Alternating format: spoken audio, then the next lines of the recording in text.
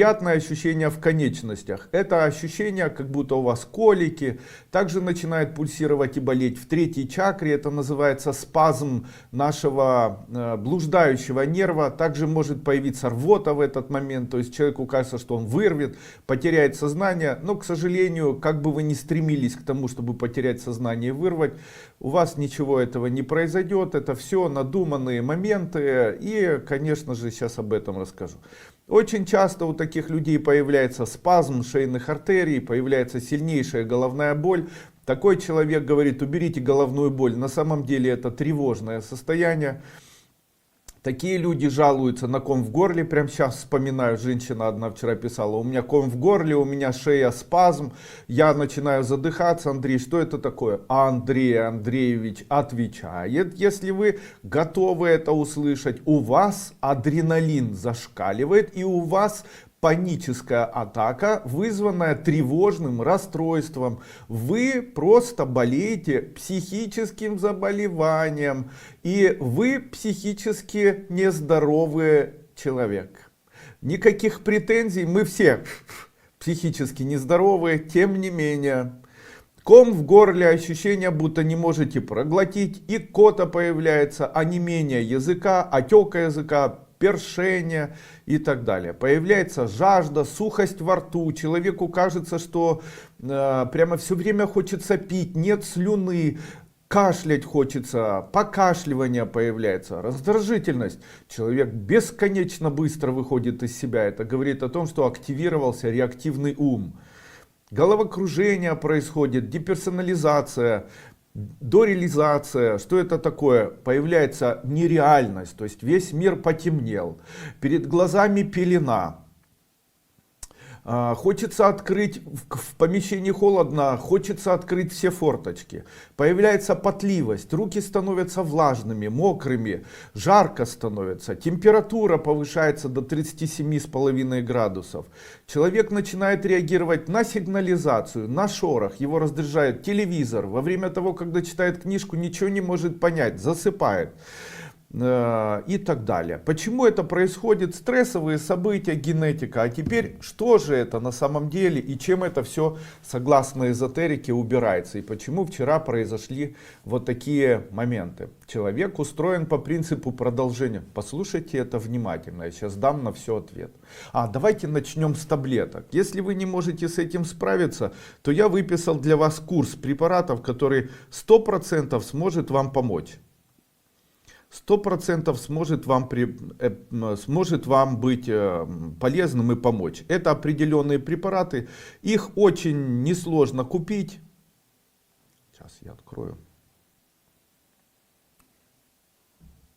Это препарат пароксин в дозировке 20 мг. Афобазол в дозировке 10 мг. Принимать по одной таблетке 2 раза в день. Афобазол и пароксин. Афобазол и пароксин. К психиатру не нужно идти. Сейчас я расскажу, что делать. И вот эти все моменты, они полностью исчезнут. Сейчас вы все поймете. Вот эти состояния, вот эти 2 препарата. Это препараты альфа-адреноблокаторы, которые мгновенно устраняют действие адреналина на человека. А теперь, почему адреналин возникает и что это такое? Откуда это берется, с чем это связано, что, собственно говоря, это такое? Смотрите, повышенная тромботизация сосудов. Ставите тире, пишите адреналин высокий. Приступы, ком в горле, кашель резкий, также там стрессы, не можете не раздражаться, кто-то ест неправильно. Это все у вас стрессовое состояние, которое может перерасти в тревожное состояние, которое может перерасти в дальнейшем в тяжелые заболевания, маниакально-депрессивный психоз, в психозы и даже в более сложные заболевания, там делиризацию, делирий и так далее. То есть эти все вот состояния, которые возникают у вас, они, как правило, связаны с вашими тревожными компонентами, вызванные выделением адреналина. Что в нашем организме контролирует адреналин и что контролирует этот адреналин? Почему осенью и весной появляется адреналина больше, чем в любое другое время? И для того, чтобы объяснить это, я вам сейчас буду говорить об эзотерике и о торможении. Наша жизнь, она связана с двумя качествами. Это наша энергетическая задача, которую мы ставим себе на протяжении жизни, а также ставят наши родственники, которые жили у нас в роду. То есть, если рассмотреть человеческую жизнь, то люди, которые умерли внезапно, умерли от онкологии,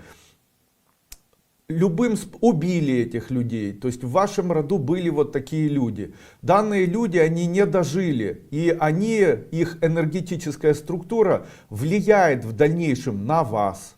Зачем она и что она хочет? Она влияет на вас, чтобы у вас был эффект и желание размножения. Чтобы у вас была реакция как можно больше оплодотворить женщин, если вы мужчина, как можно больше с кем-то переспать, если вы женщина. Потому что в вас появляется тот элемент, который называется продление рода. И этот элемент, он отягощается тем, что в вашей семье были люди, которые внезапно умерли от насильственной смерти и так далее. Сегодня я это все поубираю и сниму, и вас отпустит, вот прям 100% вам говорю. На энергетическом плане это проявляется в виде того, что вот в том между ступней, появляющийся белым светом, появляется яркий белый свет, который появляется вокруг человека. Когда этот яркий белый свет появляется вокруг человека, то у человека появляется молодость, у него появляется стимул продолжить род свой. То есть вчера, когда я сказал, мы должны стать моложе, я еще и подразумевал, что у вас появится стимул какой? Сексом заниматься, спортом заниматься, быть более активным человеком. А вы уже готовы на отмирание, то есть вы уже готовы лежать, ничего не делать, думать о Боге и так далее. В общем, конец. Вам уже секаса не надо, и вам уже дети не надо, и вам уже ничего не надо. Вам надо теплая грелка, тихая музыка, тихий русский сериал про любовь со слезами. И так, чтобы вас никто не шевелил между приемом пищи. Там, просидеть на одном стульчике, там, пролежать на одном боку и так далее. И это для вас главное, чтобы вас никто не трогал. Вы свою миссию завершили и так далее. Но это конец миссии, она рано или поздно приведет к полному остановке жизни. То есть нет задач, нет целей. Единственная цель теперь духовное развитие, которое вообще непонятно что и к чему это приведет, тоже непонятно. Ну, вы думаете, что к чему-то приведет, на самом деле это всего лишь такой образ мышления, просто он у вас будет как уроборос вечно гоняться за своим хвостом, понимая где-то, что вы что-то понимаете, где-то будете понимать, что вы в чем-то ошибались, и это и называется духовное развитие. Вечное кружение за своим хвостом в надежде его укусить, так никогда и не догоняя его. Вечное движение по кругу уробороса. Тем не менее, вернемся все-таки к теме. Когда у человека зарождается желание жить, то у него появляются те симптомы, которые возникают у детей. Это симптомы тревожности, как мы их воспринимаем в спокойном образе жизни. Но на самом деле это никакая не тревожность. Это желание жизни, желание оплодотворять, желание создавать, желание открывать, желание петь и танцевать. Это молодость. Ничего из песни слов не выбросить, но это все выделяет адреналин. Вчера, когда вам немножечко молодости подкрутил, то у вас начались выделения адреналина и начались панические атаки и состояние тревожности. Вокруг человека же находится мир, это будущее, и будущее должно что-то давать. Именно поэтому, чем человек сильнее чего-либо хочет в своей жизни, я хочу новую квартиру, адреналин выделяется, я хочу новую машину, адреналин, я хочу быть молодой, адреналин, я хочу, адреналин. Говорите, я хочу для детей, ставьте, пишите адреналин. Я хочу быть счастливой, ставьте адреналин. Я хочу, чтобы в мире не было войны, ставите адреналин. Адреналин заставляет человека шевелиться. И адреналин он должен выделять. Перед тем, как выделится адреналин, должна произойти вспышка, либо и разрядка в виде сексуальной разрядки, либо психоэмоциональной разрядки. И человек должен шевелиться. Что не дает ему шевелиться? И здесь есть два элемента. Человек хочет, но у него не происходит реализация. Почему у него не происходит реализация? Потому что если хотят половые органы, если хотят надпочечники, то реализация происходит через щитовидную и паращитовидную железу. Чем сильнее девочка хочет, тем больше у нее появляется гипофункции щитовидной железы. Самое важное для мага, который работает активно с людьми, это знание того, как купировать и подавлять адреналин. Чем подавляется адреналин? Адреналин, помните, я говорил, что если у человека адреналин, то человек становится адреналиновым, нервным. А если человек хочет, чтобы у него адреналин купировался, его купируют два гормона в нашем организме. Это йод и кальций D3. Йод и кальций D3. У вас есть раздражительность, тревожное расстройство, комок в горле, нервные состояния. На фоне приема, чего я там говорил? На фоне приема пароксетина, на фоне приема, можно сироквеля, необходимо начать принимать в большой дозировке кальций D3, также препарат цитрат кальция и препарат йода. Слава богу, йод продается в таком виде: калия йодид, йодомарин. Принимайте йодомарин каждый день по одной таблетке 3 раза в день. Для мужчин. Только увидели какую-то там голую, только увидели там какую-то часть тела полуголого, и у вас сразу же реактивное желание возникает. Не хватает йода. На ночь хотите кушать, не хватает йода. Не можете никак остановиться, только подумали о еде, уже слюни вытекают. Кальция не хватает, D3, йода не хватает и кальция цитрата не хватает, или карбоната кальция. Таким образом, вы должны знать, что прямо, если хотите быть спокойными, человек говорит: ой, я хочу, чтобы скоро у меня была новая квартира. А потом у него раздражительность на весь мир. Ой, я ненавижу, я не люблю, бесят и так далее. Вам нужен йод. И вам нужен витамин D3, и вам нужен кальций, потому что кальций без витамина D3 не формируется. Человек говорит: Андрей Андреевич, а как заменить йод? Хотите заменить йод? Есть хороший способ. Берете 100 граммов морской капусты, ложите в блендер, взбиваете это все и добавляете туда йогурт или творожок. Или йогурт и творожок вместе. И после этого ложкой эти 100 граммов, получится 150 граммов, съедаете. Я это могу делать через, выпить коктейль. Потому что вот в морской капусте самое большое количество йода. 100 граммов полностью удовлетворяет дозировку человека. Можно вместо 100 граммов 50 граммов. Как долго принимать? Если у вас уже сейчас тревожное расстройство, и вы не хотите, чтобы в течение года всего у вас не было этого тревожного расстройства, но вы хотите при этом быть молодой, а не старой теткой, и хотите, чтобы ваши желания у вас исполнялись, то делайте так. Берете 100 граммов или 50 граммов морской капусты, сделали в блендере жидкость, добавили туда какую-нибудь жидкость, чтобы можно было выпить это все, и залпом это выпиваете. Второй вариант. Я, допустим, морскую капусту пить не буду. Почему? Не могу себя заставить. Но я могу выпить препарат йодомарин, йодид калия.